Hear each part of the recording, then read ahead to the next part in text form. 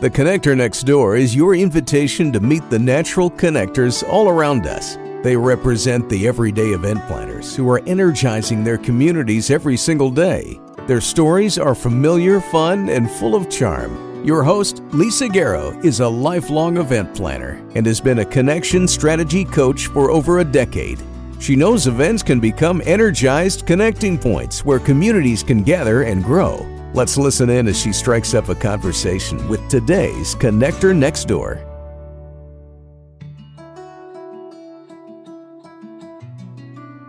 Brandi Morpurgo is the co-owner of Daisy Chain Book Company, and she runs 2 bookstores, one in Edmonton and one in Beaumont, Alberta. She has worked hard to create a vibrant community of readers. In a previous life, she was a social worker and a foster parent who had this wild idea to start Alberta's first book truck, a bookshop on wheels. That wild adventure took her all through central Alberta and gained her attention around the world. Brandi reads a lot, delights in the calm task of doing a puzzle while drinking whiskey and listening to audiobooks, and her favorite feeling is giggling with her grown daughters until someone snorts. We got to know each other as my team here at Candy has been working to support the planning of the Administrative Professionals Conference in Edmonton, happening on May 3rd, just a few days away. Brandi believes that any event could benefit from having a local bookstore partner to help curate both fiction and non-fiction titles for those in attendance.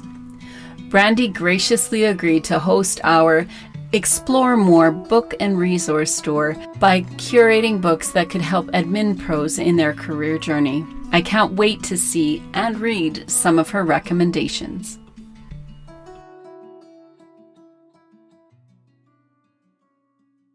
Well, welcome back everyone to the Connector Next Door and to a really special conversation. Brandi, you and I are new friends, and we've met just in the context of a conference coming up. And I can't wait to tell people about that and a little bit about the work you do, because I'm super intrigued about the business you started and how you're creating connections. But first, welcome here. Glad you're here. Thank you. I'm pleased to be here. So when we start this podcast, because it is for anyone planning or promoting their own events, these are people that are in their communities or it's part of their job. The conference coming up is for administrative professionals, and they are often the ones that are planning and promoting their own events. And so when we talk about connection in the context of your work and you as a natural connector, which I believe you are, what does connection mean to you right at the heart of things? Connection is really about relationships and community, because any connection has a desired end result. You want to connect, you want to know somebody, you want to be known, you want to share information, whatever it is, and you cannot do that alone. So connection it's a group activity for sure, but it has a purpose. And I think especially nowadays when everybody feels so digitally connected, they're also very aware that that's not like the real connections that really serve us well. So I think that we're looking for more relatable and relevant human face-to-face connections. And that is something that I'm very passionate. Well, and it must have been hard for you. Well, it was hard for all of us through this global pandemic. And you owning a bookstore, that must have been really hard for you if that truly is about being known, being seen, participating face-to-face. Did that change your view on what connection is or could be? It really intensified it because I heard so many people who expressed the desire to know other people and they just did not know where to start. Bookstores are great because it's a social space, but reading is a very isolating activity. So when people read, it's really just them and the book. And then when they're done, they want to look up and talk about it with somebody or engage with somebody about what they just read. And there wasn't that kind of freedom to do because people weren't meeting with each other. Right. So we started to do book clubs in the store. And, we set up where it was very COVID safe, 6 feet apart, chairs all in a circle. I would say it's kind of like an AA meeting where we sit around and say, hi, I'm so-and-so. Yeah. And And it got so popular that every group we started would fill up and we had waiting lists. So then the next one would have to start. So we have 5 book clubs that run in our High Street location. Wow. And 2 that run in our Beaumont location, because people really do have that desire to connect with other readers. And so we have events in the store. We do different things that create community so that they don't feel as if it is simply a transactional experience when they go into the store. That they're an anonymous person who comes in, they speak to an anonymous individual, pay money for a book, and leave as if nobody knew they were there. Yes. That's very lonely. And the online guys do that very well. But in the store, it's about that Cheers kind of experience, like when Norm would go into Cheers and everybody go, hey, we want people to feel like they're known, that they matter. We know who they are. We know about their lives and we care about it. So those connections start at the welcome point when they first come in. And then we continue to build on that as their engagement with the store and the store community grows. It's been pretty great. Well, and even as you're saying, to be missed, this idea of actually saying, oh, you weren't there, or we missed your opinion or your perspective. I'm sure especially when we're in person and when your guests or your customers are coming and they want that togetherness experience, to be missed actually almost sometimes makes us feel like, oh, I better go. Like if there's a book club, it's that feeling like you really do want to connect. And it's not just about that one time. It's about what you've built over time. Yes. And it's funny how, because a number of the seats and the people who have come and gone from the clubs have changed. But we still often in the groups talk about, oh, remember when she was here, when she loved that. Oh, I wish she was here. That's so great. And we will often message and go, we thought about you today. We hope you're doing well. Some people have moved away or whatever, but they are still a part of the group, even if they're no longer sitting there. Yeah. So it does feel as if people are getting to know each other. Yeah. And it's never just about the book. Like I know people think that book clubs and bookstores are about books. Yeah. But I really do not think that's true. I really think they are about the readers who come in and the people who engage in that space. There's words on a page and maybe there's an intention from an author, whatever that is, sort of the product. But how we interpret that product leaves all sorts of ways. I think people can learn about each other, learn about our views, and be accepted in the context of not you're just like us, but this is a space that we can have the dialogue. Yes, absolutely. Absolutely. And I think that readers are they're a vibrant group. They have so many thoughts and opinions, and they come from so many different parts of life and growth. And sharing those is just so exciting because you never know what's going to come out of their mouths. Totally. So do you participate in any of the groups? I try to. In the beginning, I ran all of them.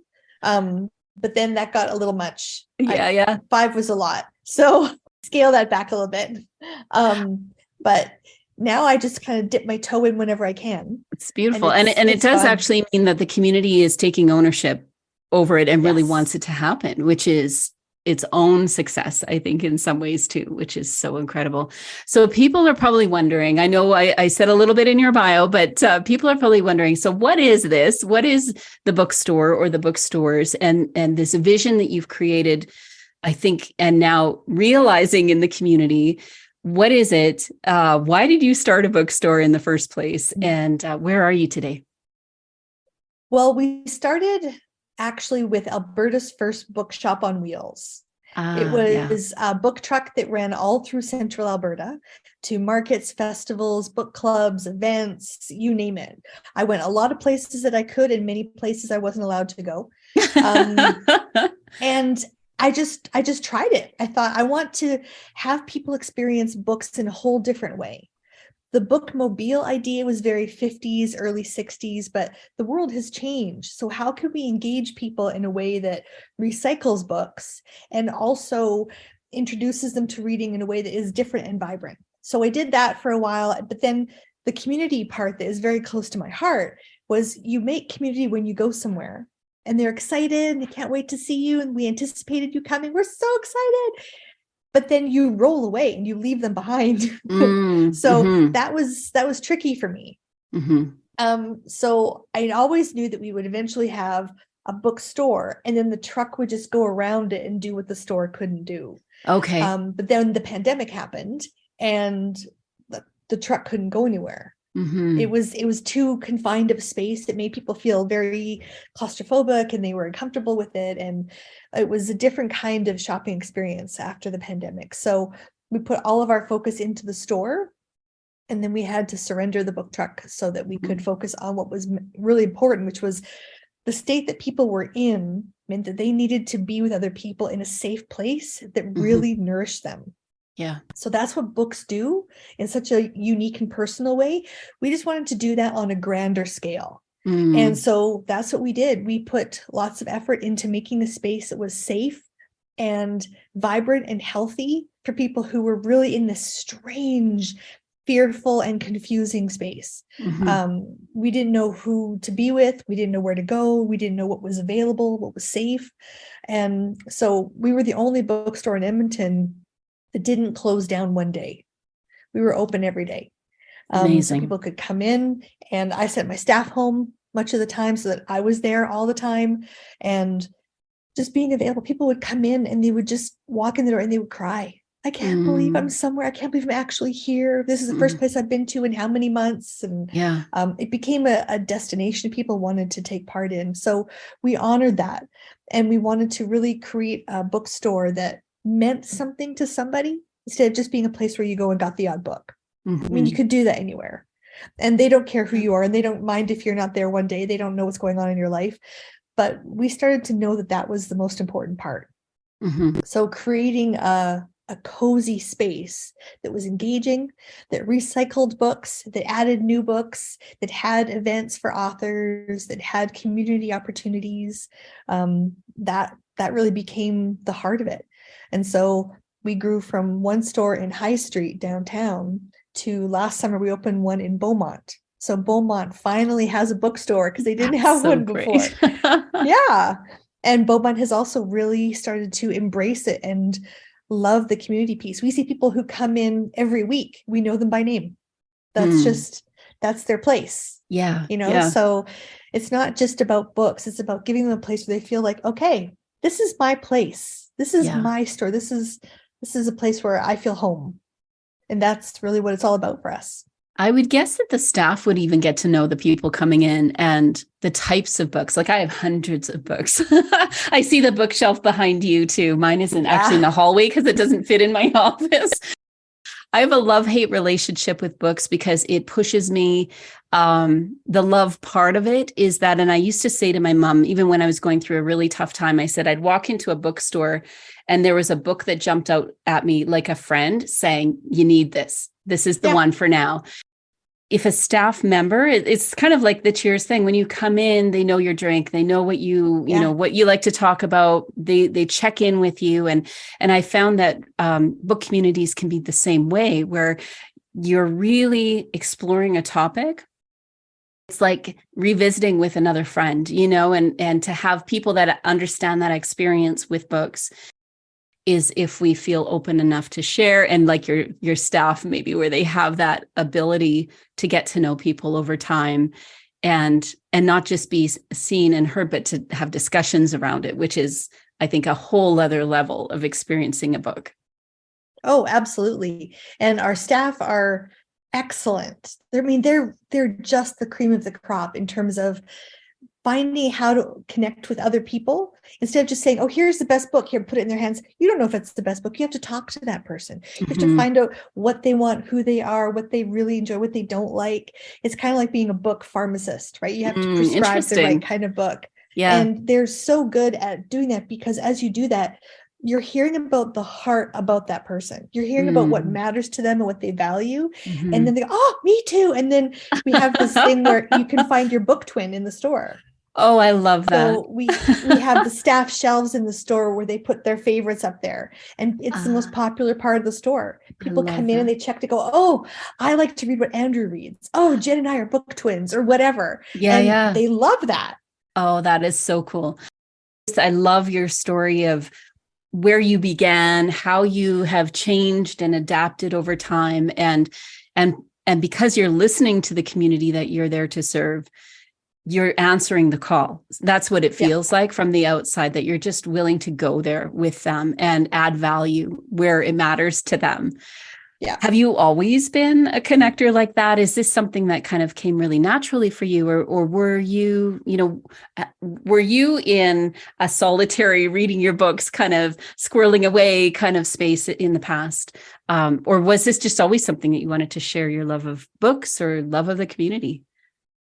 I think love of books and the love of community are often not the same thing, Okay. but for me, they made sense. I was very much a reader my whole life, and I wanted to be an extrovert who had this great group of friends who could call my own. But my whole life, I was actually striving to find my people, and that always became a goal. And so I understood the value of it. I understood what it meant to want to belong somewhere, want to find people that you felt safe with, and I do get that. I worked retail. I was a social worker for years.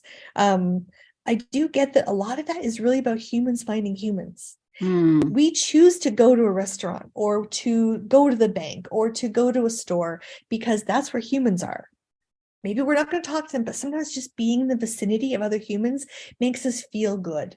And when you can find somebody who reflects the things that are valuable to you and you feel like you're not alone. And so many people are so alone. And so my goal was just to find a place where they could be like, when I go here, I'm not alone. And I thought, okay, if I can do that one person at a time, if I did it for one person today, that was a win. I used to get in trouble when I worked at a store previously because I would spend too much time connecting with people and not enough time selling and upselling. And I'm like, I'm not here to upsell. I'm here to make a connection with somebody. Yeah. And they're like, no, that doesn't pay. Maybe that's why you and I get along. That's so funny. Yeah, it's a funny thing that you can take something like reading, which is very solo, and expand it to being a collective experience. Yeah. And I just love it. So if your book twin is out there, what is that person reading? They're reading books that make them feel something. Probably there's going to be tears. Okay. A book that changes how you feel about things. I don't always want to read just books that I agree with all the time. I want to read books that challenge me. So I do read a lot of nonfiction, a lot of business books, a lot of things like that. I read a lot of fiction books that have deep emotion and deep characters that are really well told stories. I pepper it with the odd fluffy book, but basically I just want to feel good when I read. And I want that book to respond to my heart in some way. So whatever book I read next is usually based on the book I just finished. If it was a really heavy book, I need something lighter. And so I have to kind of go back and forth. It's like a meal, right?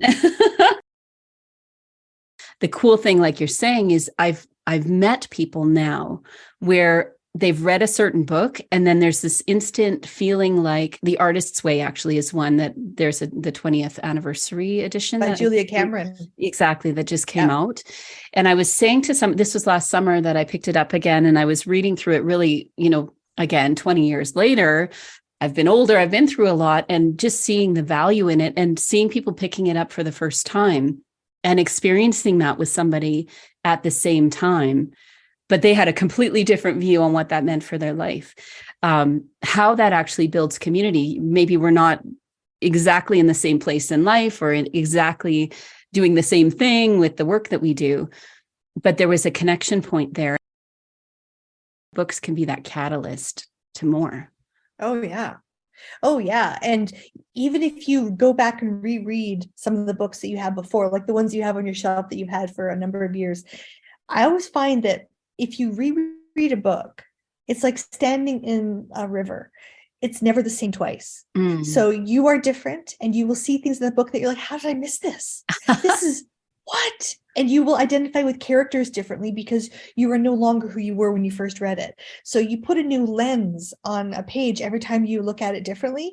And I always find that a reread is a special gift because there's that aura of familiarity to it, and yet it's also fresh and different. Like you don't know how you're going to see it this time.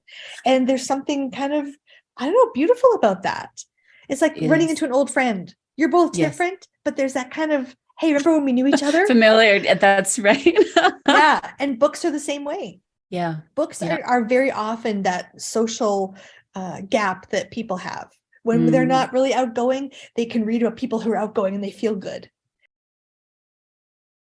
Also, too, it makes you feel as if you're connected to a bigger story. Anybody else who reads that book, they are never going to see what you see in that book, ever, ever, ever. The characters will always look different in their minds. The experiences will always feel different to them. Everybody's going to have a different experience.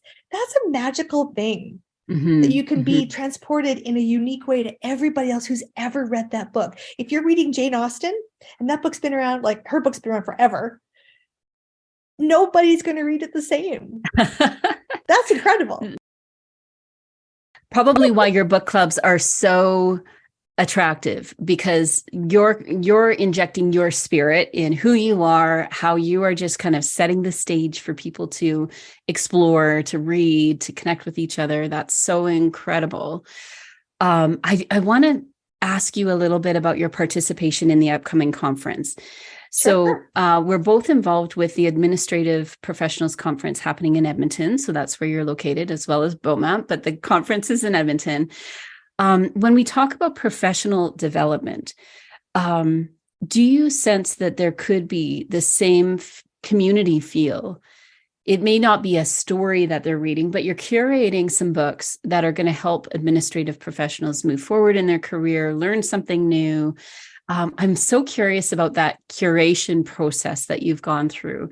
You'll have what we're calling the Explore More bookstore and resource store there. So how are you actually putting that together? Because I think there's going to be a lot of people out there that are running some kind of an event or a meeting or a conference and marrying these two. I've seen it work so well in so many different contexts. What has been the process for you to prepare yourself and to curate titles for that conference? Well, I think that exploring, learning, challenging old ideas of leadership with new ones, having a good vision for where you want to go, that can come from people's stories of how they've done it and how it's worked.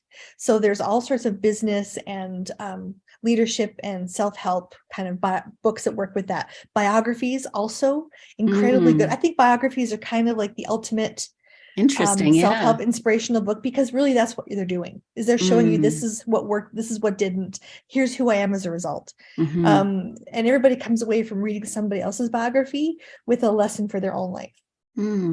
A lot of fiction books also have those same themes, but you don't expect that when you read fiction you're going to learn something, but you can. And I think opening yourself up to those opportunities makes it more fun to choose reading as an option for learning, as opposed to just, I have to watch this YouTube video, or I have to click on that podcast, or I have to watch this link, or I have to do, right? There's other ways. What if you just sat quietly, had a pen and paper, and you just started to write down ideas as you're reading that story? Maybe it was about a woman in World War II and how she overcame challenges on her farm. And she was innovative, and she was scrappy, and she was an advocate. You're like, okay, hey, those are all things I do in my business. And you can kind of recognize there are more things that people have in common than separates them. So you don't have to say, because I'm in any sort of business focus, I only have to read business things. You don't. You're actually better if you don't. That's awesome. Because when you connect with other people, if you only connect on a business level, then you're a one-trick pony. Like, who wants that? You have to be a more broad, well thought out, dynamic individual who can connect with more people. That means you have to read more things. So I'm trying to very carefully select options for the table that are vibrant, that are challenging, inspiring, and will hopefully get you to the next point in whatever it is you're looking for. And I think that both fiction and nonfiction can do that. So it's been fun trying to create titles that are going to inspire and challenge people who come to the conference, for sure. That's such a beautiful way to look at it, which is maybe a challenge to me. Like, a lot of my books are how to, or what about, or, self discovery. And when I'm reading a story, sometimes I have to slow down long enough to allow myself to digest it and to be in the moment and to process. So it's not just about getting something done. I've told myself I'm taking summer, so July and August almost off if I can. We've made it through a couple of really busy and tough years, and I'm just like, I think I just want to squirrel away and explore. And maybe that is a good challenge for me to look at, what does it actually look like to read something a little bit different than what I've been reading before. And interestingly enough, I was up in Edmonton last summer, getting set to plan this conference with the team up in Edmonton. And we were talking about choose your own adventure books. And I'm like, I used to love choose your own adventure books. And so I went to one of the used bookstores on White Avenue, and I found a whole set of them. And I must have bought like 3 or 4 of them. Took myself camping 2 weeks after that. And I took them all camping, and I was sitting by the fire, and I'm like, I just feel like a little kid here because I'm going through, and I'm on the Amazon now, or I'm, in an airplane now. And what do I do? And it was just this really cool space for me where it didn't matter, right? Like I'm not going to kill anybody. As event planners, we sometimes get very, in the box, and we have to make sure that everything is going to go perfectly. But it allowed me to play a little bit, reading through a book like that, as again, experiencing it as an adult, something that I loved when I was a kid. I think when people are considering reading for professional purposes, they actually do trade professional for playfulness. And I would challenge that you can add playfulness into your professional reading anytime. You can get a lot out of a Harry Potter or an Anne of Green Gables or Percy Jackson or whatever it is that really floats your young kind of adventurous boat. And you go, hey, you know what? And you can take that playful idea and build on it in whatever professional capacity works for you. And then it won't feel like drudgery either. You will be adding some of that whimsical nostalgia to whatever it is you do. And I think books are just such an incredible partner on that journey. So never discount what a book can do. I have also found, this sounds very odd, but reading a cookbook. Oh, interesting. That is like an extra level challenge for me. Someone that doesn't read cookbooks. Whatever chef puts that book together, they always have stories about where the recipes came from, or a story about food in their family or something. Yeah. And I always find it fascinating how you can take this little thing like I ate breakfast, and it became this legacy that somebody else built on. What was it about that they chose to build on that was valuable to them? It could be a flavor, a moment, how it was served, whatever. And you can never discount those things. So I always like to find little bits of inspiration in any kind of book. And it's amazing what you find when you're looking for it. Well, you know what's really funny? Because I was like, oh, no, I don't enjoy cooking. I cook to live. I don't live to cook. But just as you're explaining that, I loved Anthony Bourdain's series because of the community aspect. Food, yes, but how food brings us together, how people interact with each other at a meal. Like there were so many pieces of it that appealed to my desire to learn more about connection, which is exactly what you're saying, which what a great challenge for me. So I will add a cookbook to my list this summer. So this has been so much fun. So as we look at planning events, so you told us a little bit about the store and how you have events at the store. If you could leave the people listening today with some ways that they could maybe take your natural connecting ways and apply those things to some of the events that they're planning, what maybe advice could you leave with them where it's practical, they want to start somewhere, or maybe they've been doing something and it's like, it's huge, our conference is big, but we're lacking the connection. How could you give some advice to people that are looking to really create connection through books, through stories at their events? Well, first of all, I would say 2 things. One is find out from the people who didn't enjoy the event previously what was lacking. We tend to only boost ourselves up on the good news and all the things that go really well. But there's a lot to be learned from something that you neglected to pay attention to. And quite often that was somebody who didn't feel heard, seen, valued. They didn't feel it was relevant. That's a connection piece that was missing. And I think that we need to pay more attention to that instead of just making things flashy, making things Instagrammable, because that is very anonymous and that's very forgettable. It's temporary, but that thing that the person walked away from, that they feel either that was great because it really resonated, or yeah, that was lame, it didn't work for me at all. Those both have equal value. So I think you need to pay attention to both. And the other thing is, I think that people often think that books and stories are separate from any kind of event. I would challenge the idea that they are actually an integral part of almost any event, because there is a book about everything. And people do want to be readers. They want to be inspired by books. They want to be around books. They want to be around people who read books because we know that they're the most vibrant group ever. And so adding that into any kind of event actually contributes to what happens when that person leaves the event. Because if they take a book or they take an idea for a story with them, then they're going to take that event experience and they're going to do something with it on their own. How many people have gone to a conference, a speaker event somewhere, and they've taken notes? Oh, that's amazing. It's so inspiring. And then they put that away and they never, ever look at their notes.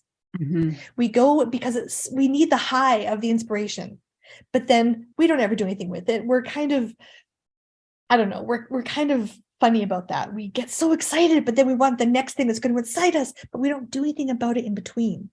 Books are something that you can do in between that kind of carry that on. And whether it is a kid's storybook, it's a mid-grade book, an inspirational nonfiction, a fiction book, a popular book, whatever. It could be a fluffy romance. It doesn't, whatever. But something that actually carries on with whatever inspired you in that event to the next action. And that's something we can do in our own life that is calm, it's non-threatening, it's very inexpensive, and it's gentle. It lets us consider things at our own pace, respond to it how we want, and then books sit with us in a way that things are different. If we watch things are already done for us, so our imagination does not have to work. If we listen to things as we're walking, doing laundry, driving, whatever, we're only half paying attention because we're doing other things. Books demand all of your time. It's the only thing that we can do that we are not adding any distraction to. So if you're taking that from an event of any kind, any sort of conference or get together, whatever, and you have a book and you read it, now you're taking that conference experience and you're sitting with it without distraction.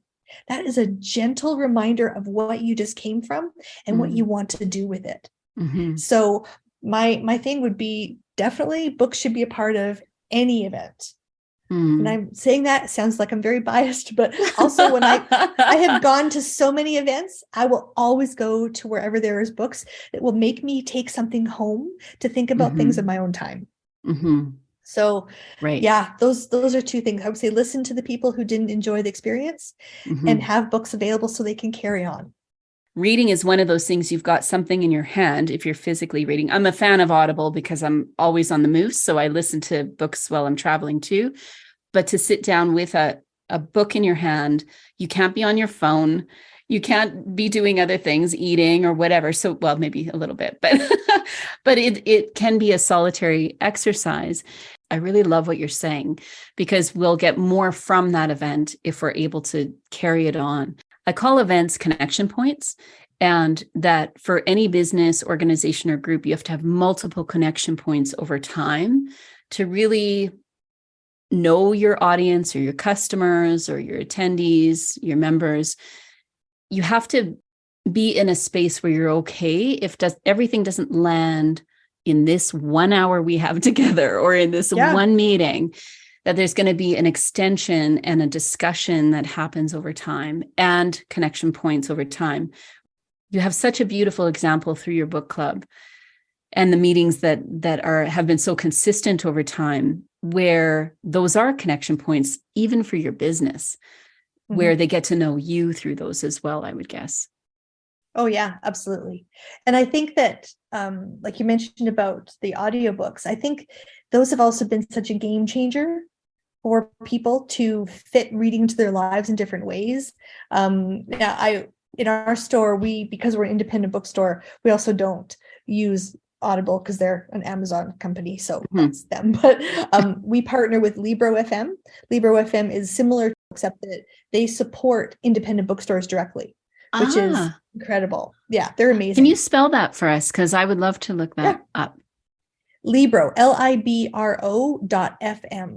Okay. They're an incredible company. We were the first bookstore in Edmonton to partner with them, and now they're a big deal now. But amazing. They have also done incredible things just for our team, providing our team with resources and opportunities to rethink audiobooks and to add them into your life in a different way. So people who attend events, they can also do that. And then it's a really great idea.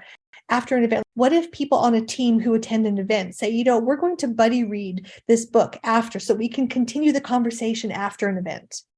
And I find that is a really great team building opportunity, as well as a gentle way to kind of create like a book club at work or whatever it is. But it invites another voice to the conversation, which is the author's voice. And I think that is such a powerful way for a team to consider ideas in their own time at a really gentle pace.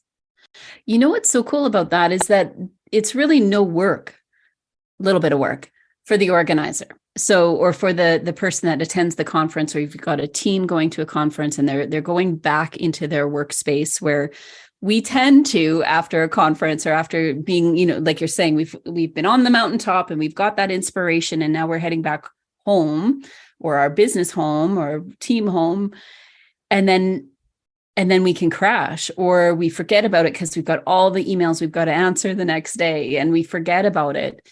But if everyone has the same script, the same book, the same thing to study for somebody that wants to put something like this together, and I'm going to ask, if people want to connect with you, that could be potentially something you could help them actually figure out how to make that work in a workplace or with their community organization, because the value's there. And so it's not that we have to have somebody like myself as a facilitator or you as a bookstore owner that needs to be in that space. Would that be something that you might be open to? It does seem like starting something like that, as we're learning year round, becomes almost a no-brainer, where we can choose a book, have the discussion around the book, and we'll all be leaving better for it. Yeah, no, I think I would definitely help out with that. I think it's a valuable thing for teams to consider what's next, instead of that temporary feeling of a one event high. Mm-hmm. We're going to go to this thing and it's like a flash, boom, and it's over. You're like, okay, now what? We're done. And we're waiting for the next flash. Yeah. And I think that I'd be more than happy to figure out how to help teams do that, how to use books as a way to connect and ask questions. Because, like, as we said earlier, if, let's say, 5 people on a team read the same book, you're going to get 5 perspectives on that, which adds so much more value to the conversation. And if it also inspires people to read more, I'm good with that too, because I think that if you get into that habit of it, you just want more of it. Yeah. People who start to read, they don't go, I read a book, I'm good, I'm done. No. Now they want to read another book. So I think that's a good habit. It's great, because a lot of managers are constantly trying to figure out their teams or the personalities on the teams. And what a beautiful way to do that is through a common experience, allowing people to be themselves and getting to know each other in a much more organic way. This is so beautiful. Thank you so much for just sharing your heart. I love. We've only been on Zoom a few times as we've been leading up to this conference coming up on May the 3rd. This will be coming out this week. So I'm really excited for those that are able to listen and even meet you when we're in Edmonton. You and I will be meeting face to face. How can people get a hold of you? How do they connect with you? They can find me online. We're at daisychainbook.co. My email is Brandi, Brandi, at daisychainbook.co. We're on Instagram, Twitter, TikTok. We're on all the socials.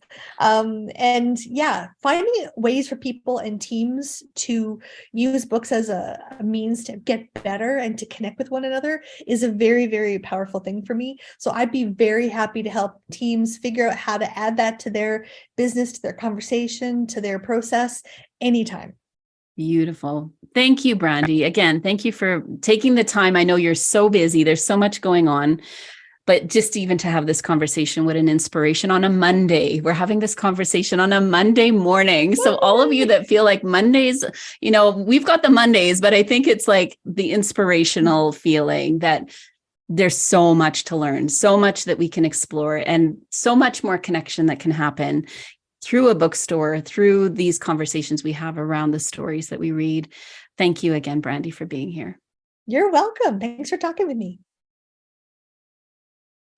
The Connector Next Door podcast is produced by Candy Event Consulting, where everyday event planners and their teams gain clarity, get connected, and grow in confidence. Subscribe at www.candyconsulting.ca to hear visits with everyday event planners who are putting connections first.